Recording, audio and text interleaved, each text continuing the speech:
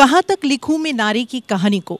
कभी मोम बनती है, कभी ज्वाला बनकर धधकती है, कभी नदियों की धारा बनकर बहती है, तो कभी आसमान बनकर सारा संसार ढकती है। कल्याणी तिवारी या कवयित्रीनं केलेलं महिलेच्या भूमिकेचं हे वर्णन आजच्या काळातही किंबहुना प्रत्येक काळातही चपकल बसणारं असंच म्हणावं लागेल। घर सांभाळणारी गृहिणी खरं म्हणजे ती कुटुंब प्रमुखच असते। घरातल्या प्रत्येकाची इत्यंभूत माहिती, त्यांच्या गरजा यांची ती डायरीच असते। मात्र तिनं एकदा का उंबरठा ओलांडला आणि तिच्या व्यवसायाच्या किंवा नोकरीचा रोल तिनं अंगीकारला की ती एका वेगळ्या रूपात, एका वेगळ्या अवतारात दिसते। मात्र इथवरचा हा प्रवास कधीच सोपा नसतो। प्रत्येक पावलावर त्या महिलेला संघर्ष, कटू अनुभव, कठोर आव्हानं पेलत या टप्प्यापर्यंत यावं लागतं। अशाच काही यशस्वी महिलांचा किंवा उद्योजकांचा किंबहुना यशस्वी विमेन लीडर्सच्याच कहाण्या आज आपण ऐकणार आहोत झी 24 तासच्या या खास कार्यक्रमात विमेन लीडर्समध्ये। नमस्कार, मी हेमाली मोहिते स्वागत करते आजच्या पाहुण्यांचं विमेन लीडर्समध्ये। माझ्याबरोबर आहेत पल्लवी कुणाल सरमळकर आणि पूनम सांडू। या दोघींची आपण थोडक्यात ओळख करून घेऊया। पल्लवी कुणाल सरमळकर या silver event and corporate gift या कंपनीच्या व्यवस्थापक आहेत। ही कंपनी एक पूर्णवेळ इव्हेंट मॅनेजमेंट कंपनी आहे।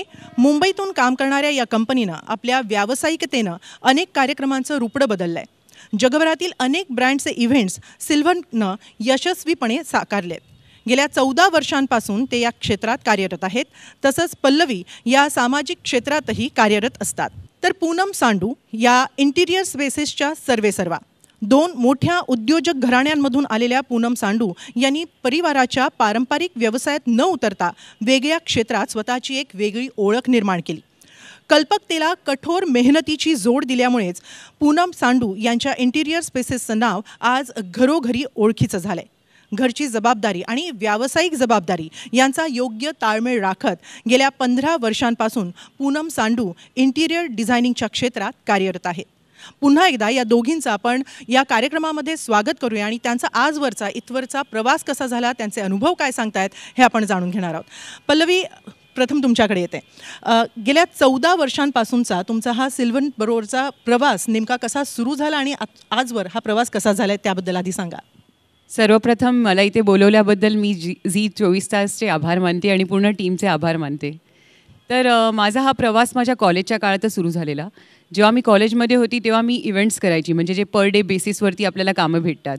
मग ते केटरिंगचं काम असून दे किंवा ते पिझ्झा आउटलेटमध्ये काम असून दे किंवा ते कुठल्या परफ्यूमचं प्रमोशन असून दे, तर मी प्रत्येक प्रकारची अशी कामं केली जिथे आपल्याला डेली बेसिस म्हणजे 350 रुपये तेव्हा भेटायचे, 500 भेटायचे पर डे बेसिसला।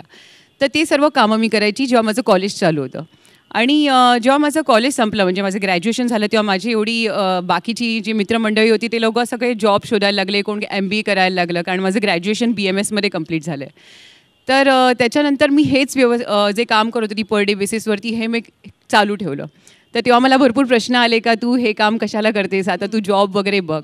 पण मला असं वाटलं का जो एक्सपिरियन्स आता बाकी लोक घेणार आहेत तो मला ऑलरेडी माझा जेव्हा कॉलेज चालू होतं तेव्हा मला तो एक्सपिरियन्स आलेला आणि तो पण मला एकदम मल्टिपल फील्ड्समध्ये तो एक्सपिरियन्स आलेला। त्याच्यानंतर जेव्हा प्रेशर वाढायला लागलं का मला जॉब करायचं आहे, तेव्हा मी 2007ला एक कंपनी फॉर्म केली मॅनपॉवर कन्सल्टन्सी म्हणून। मी एवढे वर्ष जे काम करत होती ते मी पूर्ण सोर्सेस एकत्र केले। त्याच्यानंतर मग माझी पहिलं ऑफिस म्हणजे माझं घर होतं आणि माझं घर, माझी खुर्ची आणि माझं डायनिंग टेबल हेच माझं ऑफिस असून मी स्वतःच कॉलिंग करायची, स्वतःच मेल पाठवायची आणि मी स्वतःच ऑर्डर पण घ्यायची आणि ते रिक्रूट पण करायची किंवा मॅनेज पण करायची आणि मग बिलिंग पण माझं स्वतःचंच असायचं। हे जवळजवळ मी 2-3 वर्ष केलं। जेव्हा फुल फ्लेजमध्ये मी सगळ्यांच्या टचमध्ये आली आणि माझं एक प्रॉपर रिसोर्स क्रिएट झालं तेव्हा मी 2010ला प्रॉपर सिल्वर मॅनेजमेंट कंपनी म्हणून ओपन केलं। आणि आता सिल्वर मॅनेजमेंट कंपनीमध्ये आपल्याकडे सर्व गोष्टी आपण एंड टू एंड इव्हेंट करतो।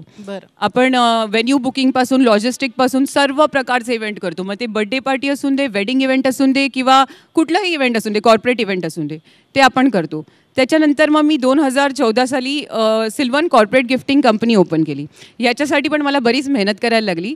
जसं कॉर्पोरेट गिफ्टिंगसाठी मी डिफरंट जे प्रोडक्ट्स असतात ते होलसेल मार्केटमध्ये जाणं, त्याचे अवेलेबिलिटी चेक करणं, मग ती किती क्वांटिटीमध्ये अवेलेबल आहे हे चेक करणं, मग त्याचे 5 सॅम्पल आणणं, मग ते क्लायंटला दाखवायचे, त्याच्यानंतर मग त्याच्यावरती ब्रँडिंग करायची आणि मग ते परत त्यांना रिसेल करायचं. तर अशा प्रकारच्या गोष्टी पण आपण बऱ्याच केल्या आहेत. तर ही दुसरी जी कंपनी होती माझी सिल्वन कॉर्पोरेट गिफ्टिंग, ही मी 2014 साली स्थापित केली. तर आता ऑल टुगेदर सिल्वन ग्रुपमध्ये 3 कंपनीज आहे. एक मॅनपॉवर रिक्रुटमेंट आहे, दुसरी प्रॉपर फुल टाईम इव्हेंट मॅनेजमेंट कंपनी आहे आणि तिसरी सिल्वन कॉर्पोरेट गिफ्टिंग कंपनी आहे. खूपच छान. आणि खरं म्हणजे अगदी असं म्हणता येईल की शून्यातून आणि स्वतःच सगळी कामं करत तुम्ही हा सगळा एक डोलारा उभा केलेला आहे. पूनमजी, जेव्हा तुमचा प्रोफाईल वाचतो आम्ही, तेव्हा एकच प्रश्न सगळ्यात आधी पहिल्यांदा जो मनात येतो तो म्हणजे शहाडे, आठवले आणि सांडू म्हटलं तर 2 मोठी उद्योजक घराणी आणि जम बसलेले हे असे कौटुंबिक व्यवसाय सोडून तुम्हाला असं एकदम वेगळ्याच क्षेत्रात करिअर का करावं असं वाटलं? काय कारण होतं? हॅलो, नमस्कार. मीही झीचे अगदी मनापासून आभार मानते. हा फार छान इव्हेंट वाटतो आहे आणि ऑफकोर्स फॉर वुमेन्स डे नक्कीच खूप छान वाटतं आहे. काय झालं की मी लहानपणी ना दुकानात जायचे माझ्या वडिलांबरोबर. तर त्यांच्याकडून आपण कसं असतं की आपल्याला माहिती नसतं की आपण काय नक्की प्रत्येकाकडून शिकतो. तर प्रत्येक मे महिन्याची सुट्टी आणि नोव्हेंबरच्या आपल्या दिवाळीच्या सुट्टींमध्ये आम्ही कुठेही फिरायला जायचो नाही. आमचं जास्ती करून मी दुकानातच असायचे. तर त्यावेळेला मी वडिलांकडून बरंच शिकायचे आणि बघायचे की ते कसे लोक मॅनेज करू शकतात आणि हे उभं राहून करून घेण्याची जी ताकद असते ती आपल्याला त्याच्याशिवाय समजत नाही आणि हे सगळं कुठेही शिकवलं जात नाही. तर काय झालं, त्यावेळेला वडील थोडे लवकर एक्सपायर झाले माझे आणि थोडासा वेगळाच सेटबॅक आला. लग्नाची वेळ आली जेव्हा होकारचं हे झालं, त्यावेळेला माझे मिस्टर धनंजय सांडू, त्यांनाही थोडंसं ते CA चार्टर्ड अकाउंटंट आहेत, पण मला म्हणाले पूनम मला ना जरा बिझनेसमध्ये इंटरेस्ट आहे आणि बांधकामाच्या व्यवसायामध्ये मला रुची आहे. तू इंटिरियर डिझाईन हा कोर्स शिकशील का, तुला आवडेल का, जरा तू ट्राय कर. तर मी रिसर्च केला तेव्हा मला असं वाटलं की हे मी करू शकते आणि मे बी माझ्या वडिलांची जी आवड होती लहानपणची ती तिकडे कुठेतरी ती बाहेर आली आणि मी आता 15 वर्ष काम करते आणि म्हणजे खूप एक्सायटिंग आणि सगळ्या कुठल्या ना कुठल्या तरी क्रिएटिव्ह फील्डच आहे. म्हणजे साड्या चूज करणं आणि प्रत्येकाला गिरायकाला कशी ती पटवणं कधी कधी म्हणतो आपण, तसंच आज मी माझ्या क्लायंट्सना सुद्धा त्याच वेमध्ये मी त्यांना कन्व्हिन्स करायचा प्रयत्न करते की शेवटी घर त्यांचं असतं. पूनमजी, आपण मगाशी म्हणालात की अगदी घरात बसून घरचीच खुर्ची, घरचंच डायनिंग टेबल आणि असा तुम्ही तुमचा व्यवसाय सुरू केला आणि गेली 14 वर्ष तुम्ही यशस्वीपणे सगळं विविध जबाबदाऱ्या पार पाडताय. पण एक काळमध्ये असा आला होता जो सगळ्यांसाठीच कठीण होता, तो म्हणजे कोविड काळ. मग त्या काळात तुम्ही कसं काय मॅनेज केलं?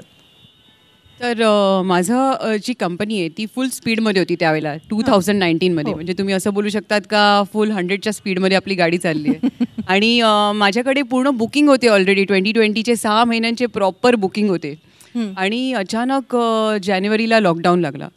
तर सर्वात पहिली जी आमची इंडस्ट्री होती ती इव्हेंट इंडस्ट्री सगळ्यात पहिली बंद झाली आणि सर्वात लेट चालू झाली.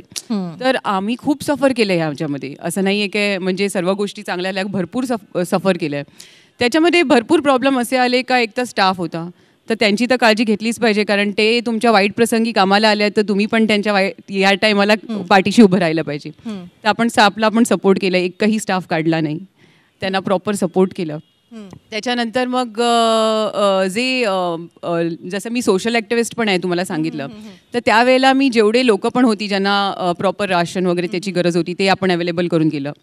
बऱ्याच लोकांना ज्यांना गायडन्स पाहिजे असतं कोविडमध्ये कसं हॉस्पिटलायझेशन करायचं आहे किंवा बेड्स उपलब्ध करून द्यायचे ते पण आपण केलं. म्हणजे मी स्वतःला बिझी ठेवलं प्रत्येक गोष्टीमध्ये कारण आम्ही इव्हेंटवालो आहे तर आम्ही एका जागेवर बसू नाही शकत. पूनमजी, मगाशी तुम्ही बोलताना सांगितलं की प्रेग्नन्सी होती आणि त्यानंतरच एक महत्त्वाची असाइनमेंटसुद्धा होती. तर हा एक मला वाटतं फार कठीण काळ असावा कारण एकतर इमोशनली फिजिकली एका वेगळ्या ट्रान्झिशनमधून आपण जात असतो आणि त्याचवेळी व्यवसायातली एक मोठी अपॉर्च्युनिटी तुमच्याकडे होती. तर कसं नेमकं मॅनेज केलं? म्हणजे ठीक आहे तुम्ही म्हणालात की तुम्हाला खूप सपोर्टसुद्धा मिळाला, पण तरीसुद्धा अगदी वैयक्तिक पातळीवर तुम्ही हे सगळं कसं मॅनेज केलं?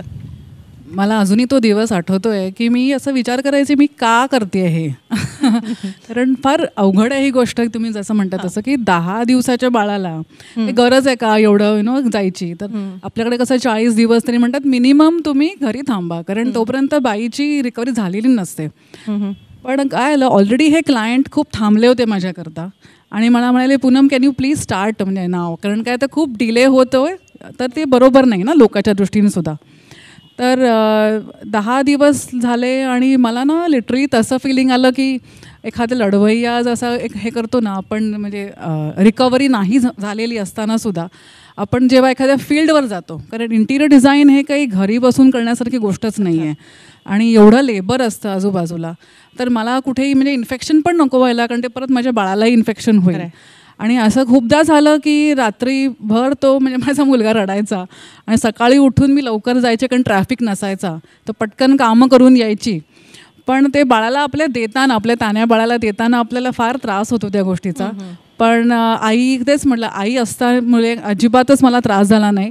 पण घरी आल्यावर इतकं थकायला व्हायचं की असं वाटायचं की आपण हे सगळं का करतोय. तर मला नेहमी असं वाटतं की माझ्या वडिलांच्या ज्या काही अतृप्त इच्छा असतील मे बी ते माझ्याकडून करून घेत आहेत. मला हा फिलिंग म्हणजे हे फिलिंग आलं मला. आणि एक दैवी शक्ती म्हणतो ना आपण, ती आपल्या म्हणजे ऑलरेडी असतेच, म्हणजे कुठल्याही स्त्रीमध्ये असतेच ती, फक्त ती आपल्याला जाणीव व्हायची गरज असते. नक्की हीच आणखीन एक स्त्रीची खासियत असते की समोर संघर्ष दिसत असतो पण हार मानायची नाही आहे, ते निभावून नेणं हेच मुख्य ध्येय असतं. खरं म्हणजे त्या टप्प्यापर्यंत जाणं तर आहेच, पण ते निभावून नेणं महत्त्वाचं असतं. पल्लवीजी, मगाशी तुम्ही सांगितलं की कोविड काळात तुम्ही अनेकांना मदत केली. कोविड काळानंतर हे थांबलं का, की अजूनही कोणते तुम्ही सामाजिक उपक्रम राबवताय? तर जी मदत मी कोविड काळात चालू केली त्याच्या अगोदर पण मी करायची, पण कोविड काळात ही खूप जास्त केली कारण आम्ही 100% फ्री होतो. आणि त्याच्यानंतर मला असं वाटतं प्रत्येक बिझनेसमॅन किंवा वुमेन हिचे सोशल रिस्पॉन्सिबिलिटी पण असली पाहिजे. त्यांचे जे इन्कम आहे त्यातलं 10% तरी आपण सोशल रिस्पॉन्सिबिलिटीसाठी दिलं पाहिजे. तर मी महिला सुशक्तीकरणासाठी वर्षातून 3 कार्यक्रम राबवते. एक आहे हळदी कुंकू, दुसरं आहे महिला जागतिक दिवसाचं आणि तिसरं आहे मंगळागौर. तर ह्या कार्यक्रमात आपण महिलांना एक प्लॅटफॉर्म अवेलेबल करून देतो. त्याच्यात आम्ही विविध प्रकारचे टीम बिल्डिंग ॲक्टिव्हिटीज ठेवतो किंवा होम मिनिस्टरसारखे कार्यक्रम ठेवतो, खेळ पैठणीचा ठेवतो. त्याच्यात काय होतं की महिलांना एक प्लॅटफॉर्म भेटतो. ते जे आणि हे त्या महिलांसाठी आहे जे फक्त चूल आणि मूल बघतात आणि ते फक्त घरी असतात. तर त्यांना एक ऑप्शन मिळतं का ते स्वतःला येऊन बाहेर त्यांची जी कॅपॅसिटी आहे, जी कॅपेबिलिटी आहे ती परफॉर्म करू शकतात. तर त्यांना आम्ही एक संधी करून देतो. ह्या वर्षी जे आम्ही हळदी कुंकू केलेलं आम्ही दरवर्षी करतो, हे खूप वर्षापासून आम्ही करत आलो आहे. कार्डिनल ग्रेशियस बँड्राला केलं आहे आणि ह्यावेळेला 5,000हून जास्त महिलांची नोंदणी त्या कार्यक्रमात झाली आहे. तर ह्यावेळेला आम्ही रेकॉर्ड तोड केला आहे. तर महिलांसाठी आम्ही असे विविध प्रकारचे कार्यक्रम दरवर्षी आयोजित करतच राहतो. ह्याच्या व्यतिरिक्त बँड्रा परिसरात जेवढे पण गरीब आहेत, फॅमिलीज आहे, म्हणजे ते वृद्ध असतील किंवा ज्यांना आईबाबांना जे टाकतात जे मुलं ते तशी फॅमिली असेल तर त्या फॅमिलीचा आम्ही सांभाळ करतो. तर त्या फॅमिलीला बेसिक नेसेसिटी जसं फूड पाहिजे असतं, राशन वगैरे हवं असेल ते आम्ही अवेलेबल करून देतो. आणि असे म्हणजे माझ्याकडे असे फॅमिलीज पण आहेत जे जसे म्हणजे ॲक्सिडेंटमध्ये डिसेबल झाले आहेत. एक दादा आहेत, त्यांचे 2 पाय गेले आहेत आणि त्यांची बायको पण नाही आणि त्यांना 3 छोटी मुलं आहेत. तर त्यांना पण आम्ही हेल्प करतो. त्यांना दर महिन्याला आम्ही राशन देतो. तर असं आता जवळजवळ माझ्याकडे 80 ते 100 फॅमिलीज आहे जे आम्ही सॅटर्डे टू सॅटर्डे म्हणजे जो पण आम्हाला भेटतो तर त्यांना आम्ही हेल्प करतो अशा लोकांना. तर हे सोशल रिस्पॉन्सिबिलिटीज आम्ही खरं आहे. Social responsibility as a business woman ही खरोखरच एक चांगली खासियत अशी म्हणता येईल. मगाशी आपण पूनम यांच्याशी बोलताना मी एक कठीण आव्हानांचा उल्लेख केला होता. मात्र तुमचं जे क्षेत्र आहे इव्हेंट मॅनेजमेंट, हे इव्हेंट मॅनेजमेंट खरं म्हटलं तर स्ट्रेस मॅनेजमेंटला एक मोठं आव्हानच आहे, चॅलेंजिंग आहे असं म्हणावं लागेल. कारण प्रत्येक पातळीवर इव्हेंट मॅनेजमेंटमध्ये प्रत्येक गोष्ट निभावून नेण्यासाठी एका वेगळ्या स्ट्रेस लेवलवर माणूस येतो. तर मग हे सगळं कसं मॅनेज करता? तर मी तुम्हाला जसं सांगितलं की मी फार कमी वयात माझा बिझनेस चालू केलेला आणि जेव्हा बिझनेस चालू केला तेव्हा मिडल क्लास किंवा लोअर मिडल क्लास फॅमिलीला सगळ्यात मोठा प्रॉब्लेम असतो म्हणजे फायनान्सचा. तर माझ्या वेळेला तर मी जे पर डे बेसिसवरती काम केलेलं ते पैसे जमवून मी ते माझ्या बिझनेसमध्ये टाकलेले. तेव्हा प्रॉब्लेम्स, चॅलेंजेस, स्ट्रेस मी खूप फेस केले आहेत आणि हे स्ट्रेस आहे, चॅलेंजेस आहे, हे लाईफमध्ये तुम्हाला येतच राहणार. हे अगोदर जेव्हा आम्ही बिझनेस चालू केला तेव्हा पण आलं, त्याच्यानंतर पण प्रॉब्लेम्स येणारच आहे. जसं आम्ही क्लायंटला भेटतो, आम्ही त्यांना एक प्रेझेंटेशन दाखवतो, आम्ही त्यांना एक पूर्ण इव्हेंटचा आयडिया देतो, तेव्हा बऱ्याच वेळेला टेक्निकल ग्लिचेस होतात. त्याच्यानंतर मग बऱ्याच वेळेला गोष्टी जागेवरती पोचत नाही. लॉट ऑफ कॉर्डिनेशन्स असतात, म्हणजे बऱ्याच कॉर्डिनेशन आम्हाला करायला लागतं. तर त्याच्यासाठी दरवेळी आम्ही एक प्लॅन 1, प्लॅन 2 आणि प्लॅन 3 हे रेडी ठेवतो. म्हणजे असं नाही का तुमचा प्लॅन ए सक्सेसफुल नाही झाला तर तुम्ही काय करणार. विदाऊट ऑप्शन आम्ही कधीच नसतो. तर आम्ही बॅकअप घेऊन चालतो. स्ट्रेस आहे पण विदाऊट स्ट्रेस हे इव्हेंट होत नाही. पण हां, आता एवढे वर्ष काम करून आमचं एवढं एक्सपिरियन्स चांगलं झालं, आमच्या वेंडरशी आमचे रिलेशन्स चांगले झाले आहेत, तर स्मूथ फंक्शनिंग ऑफ इव्हेंट एक होऊन जातं. आणि हे स्ट्रेस जे आहे ते मॅनेजमेंट विथ एक्सपिरियन्सच तुम्हाला येणार. म्हणजे जेवढं जास्त वेळ तुम्ही काम कराल तेवढे तुमचे रिलेशन सगळ्यांकडे चांगले राहतील. आणि मग त्याच्यावेळी जर तुम्हाला कधी लास्ट मिनिटले पण कुठली गरज असेल तर तुमच्यासाठी लोक धावत येतात. तर त्याच्यासाठी सगळ्यात एक सोल्युशन आहे स्ट्रेससाठी इज रिलेशन मेंटेन.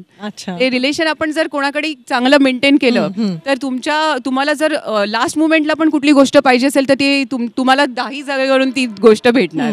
तर स्ट्रेस आपण तसं रिलीव्ह करू शकतो. नक्की.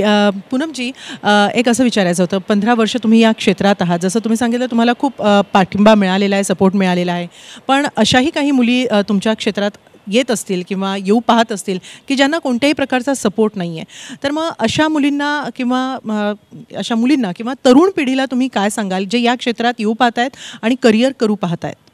आता तुम्ही बघितलं तर एवढा स्कोप आहे. म्हणजे गेले 15 वर्षापासून जेव्हापासून मी सुरू केलं तेव्हापासून आज एवढा स्कोप वाढला आहे. आणि ऑनलाईनच्या काळानंतर तर असं राहिलंच नाही आहे की बाबा प्रत्येक वेळा साईटवर जायला लागतं. त्याच्यामुळे आज मी इकडनं दुबईचंही काम करू शकते किंवा कुठलंही लंडनचं कुठेही काम करू शकते. कारण मी कॉन्ट्रॅक्टर्सचं तिकडले वेगळे हायर करू शकते, तर मी डिझायनिंग इकडनं घरी बसूनही करू शकते. त्यामुळे काही म्हणजे खूप मुलींना सपोज घरून सपोर्ट नसेल आणि त्यांना असं वाटलं काहीतरी करायचं आहे मला, तर असं नाही आहे की आता पूर्ण 8 तास काम करायला लागतं. तुम्ही तुमचे बेस्ट आवर्स जरी दिले, 4 तास दिले, तर मी तशाही मुलींना हायर केलं होतं ॲक्च्युली. त्यांनी खूप, मला असं वाटतं त्यांना माहिती आहे ते व्हॅल्यू, टाईमची जी व्हॅल्यू असते, कारण का त्यांना घर पण बघायचं आहे, सगळंच करायचं असतं. त्यामुळे त्या मुलींकडून पण चांगला सपोर्ट मिळाला. आणि तरुण पिढीमध्ये आता त्यांना खूप एक्सपोजर आहे ॲक्च्युली आधीपेक्षा. आणि आता 3D मॅक्स सॉफ्टवेअर्स आहेत, वॉकथ्रूज आहेत. आणि आमच्या सगळ्या डिझायनिंगमध्ये जोपर्यंत एखाद्या क्लायंटला पूर्ण समजत नाही की माझं घर कसं दिसणार आहे, तर नुसतंच आपण प्लॅन 2D ह्याच्यावरती नाही चालत. तर आता त्यांना खूप व्हरायटी आहे शिकायला सुद्धा. म्हणजे पूर्वी आम्हाला आठवत आहे की ते ब्लूप्रिंट असायचं आणि तिकडनं मग प्लॅन 2D वरती फार कठीण आहे समजावून सांगणं की हा तुमचा लाईट इकडे दिसेल, तुम्हाला शँडिलियर इकडे हवा आहे तर तिकडे दिसेल. सो आता आम्ही लिटरली जसं तुमचं घर दिसेल तेवढ्या लेवलपर्यंत आम्ही 3D करतो. खूप मेहनत आहे आणि नक्कीच म्हणजे त्याच्यात काहीच प्रश्न नाही. पण तरुण पिढीने नक्कीच खूप स्कोप आणि नक्की ट्रॅव्हल करावं. आणि एक्सपोजर करता मला असं वाटतं की म्हणजे मी पण जाते, म्हणजे मिलानला जाते किंवा दिल्लीला जाते, तर त्यांनी खूप रिसर्च करावा. तर त्याच्याने आय एम शुअर त्यांना नक्कीच एक्सपोजर चांगलं मिळेल. अगदी छोटा प्रश्न आणि त्याचं अगदी थोडक्यात उत्तर मला आवडेल. जसं तुम्ही सांगतात आता खूप स्कोप आहे, पण त्याचबरोबर आता तंत्रज्ञान किंवा टेक्नॉलॉजी सुद्धा इतकी वाढीस लागलेली आहे, AI येतं आहे आणि या सगळ्या गोष्टी होत आहेत. तर याचा काही धोका की फायदा वाटतो तुमच्या क्षेत्रामध्ये? थोडा धोका आहेच, नक्कीच आहे. पण हा कसा आहे ना, जास्त ह्युमन टच आहे प्रत्येक ह्याच्यामध्ये. मी तुमचं सपोज जर घर म्हटलं करायचं तर तेव्हा जोपर्यंत मी तुमच्याशी बॉन्ड नाही करू शकत तोपर्यंत तुम्ही मला कामही नाही देऊ शकत. त्यामुळे पर्सनल टच आहे. पल्लवीजी, आपण मगाशी बोलत होतो जशी तुम्ही अनेकांना मदत केली कोविड काळात आणि अजूनही तुमचे काही सामाजिक उपक्रम सुरू आहेत, तर महिला सबलीकरणासाठी काही विशेष उपक्रम तुम्ही सुरू करणार आहात का पुढे? आणखीन काही माहिती? हो, जसं तुम्हाला मी सांगितलं आणि पूनमताईंनी पण सांगितलं, महिला सशक्तीकरणासाठी सगळ्यात पहिलं तर आपल्या फॅमिलीचा सपोर्ट लागतो. कारण विदाऊट फॅमिली सपोर्ट ते पॉसिबल नाही आहे. माझ्या केसमध्ये पण माझ्या आईनी मला खूप सपोर्ट केलं आहे. तसंच ह्या महिलांना पण पुढे यायला कोणाचे तरी सपोर्ट, कोणाचं तरी प्लॅटफॉर्मची गरज लागते. तर आम्ही ते प्लॅटफॉर्म ऑलरेडी अवेलेबल करून दिले आहेत आणि 100% आम्ही ह्याच्यापेक्षा जास्त प्लॅनिंग केलेली आहे महिलांना सपोर्ट करण्याची.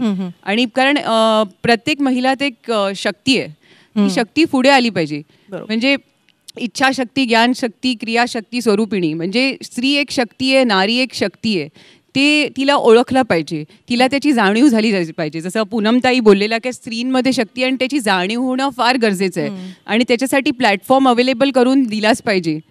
तर आम्ही बरेच कार्यक्रम आयोजित केले आहेत आणि ह्याच्या पुढे पण स्त्रियांसाठी कार्यक्रम आम्ही आयोजित करणार आहेत. तर हे कार्यक्रम करत असताना किंवा सिल्व्हनचं जे काम सुरू आहे त्या प्रमाणे काही पुरस्कार किंवा रेटिंग मिळालेले आहेत का, ते थोडक्यात सांगाल? हो, मला ह्याच्या पहिले इकॉनॉमिक्स टाइम्समधून एक अवॉर्ड भेटले आहे आणि नवभारत टाइम्समधून पण मला पुरस्कार भेटला आहे. प्लस मी जेवढ्या कंपनीजमध्ये काम करते माझ्याकडे एक सर्टिफिकेट प्रत्येक कंपनीमधून आले आहे की माझा इव्हेंट चांगला आहे म्हणून. आणि बॅक टू द टॉपिक, मी तुम्हाला सांगेन अजून एक गोष्ट, आम्ही डिफरंट टाइप्स ऑफ कोर्सेस पण अवेलेबल करून देतो स्त्रियांसाठी. मग ते ब्युटी पार्लरचा कोर्स असेल किंवा बेकिंग कोर्स असेल किंवा टेलरिंग असेल, डिफरंट कॅन्डल मेकिंग, हे आम्ही कोर्सेस पण आम्ही स्त्रियांना अवेलेबल करून देतो एकदम कमी शुल्कात, म्हणजे दरात. आणि जरी त्याच्यात अशा स्त्रिया असतील ज्यांना अफोर्ड नाही करू शकत ते, तर त्यांचं पण आम्ही पेमेंट करून त्यांना आम्ही हेल्प करतो. नक्की. आणि हेच खरोखर खूप महत्त्वाचा विचार खरं म्हणजे पल्लवीजी आणि पूनमजी यांनी जाता जाता मांडलेला आहे की स्त्री ही एक शक्ती आहे, पण त्याचबरोबर जर ती एकत्र आली तर ती आणखीन मोठी क्रांती घडवू शकते. याची उदाहरणं अनेक इतिहासात सुद्धा आपल्याला पाहायला मिळालेली आहेत. आणि त्यामुळेच आपण हा महिला दिन 8 मार्चला साजरा करत असतो. त्या शक्तीला सलाम करण्याचा हा प्रयत्न असतो. हाच प्रयत्न झी 24 तासचा सुद्धा आहे. या कार्यक्रमामध्ये दोघीही सहभागी झालात त्याबद्दल खूप खूप धन्यवाद. धन्यवाद. थँक्यू. या कार्यक्रमामध्ये आज इथंच थांबूया. ताज्या बातम्यांसाठी पाहत राहा झी 24 तास. रहा एक पाऊल पुढे.